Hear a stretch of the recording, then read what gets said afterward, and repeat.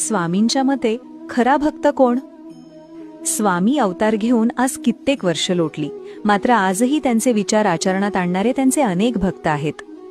सर्वसाधारण असं म्हटलं जातं की स्वामींचं नामस्मरण 11 माळ जप करत केल्याने त्यांची कृपादृष्टी होते.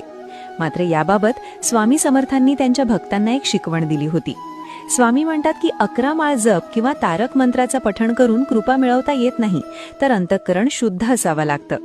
11 माळ नाही, पण स्वामींची 1 माळ असा जप असावा की ज्यातनं मनातील भाव शुद्ध आणि समर्पणाचा असावा. स्वामी कधीच म्हणत नाहीत तुमची कामं आणि कर्तव्य सोडून माझी भक्ती करा. स्वामी हेच म्हणतात की तुमचं मन सेवाभावी असू द्यात. जो इतरांना मदत करतो, जो इतरांची माणूस म्हणून वागतो, ज्याला अनेक आव्हानं पेलताना देखील देवावर असलेली श्रद्धा कायम ठेवता येते, असा व्यक्ती स्वामींचा भक्त असतो.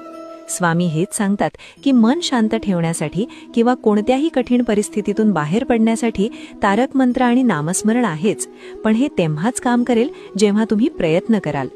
स्वामींच्या विचारांनी चालणारे जाणकार यश कदम त्यांच्या मुलाखतीत असं सांगतायत की तुम्ही स्वामींचा 11 माळ जप नका करू, पण 1 माळ अशी करा की त्यातील 1 मणी अक्कलकोटच्या औंदुबर झाडाला ऐकू जाईल, 1 मणी चोळप्पा महाराजांच्या समाधीला ऐकू जाईल.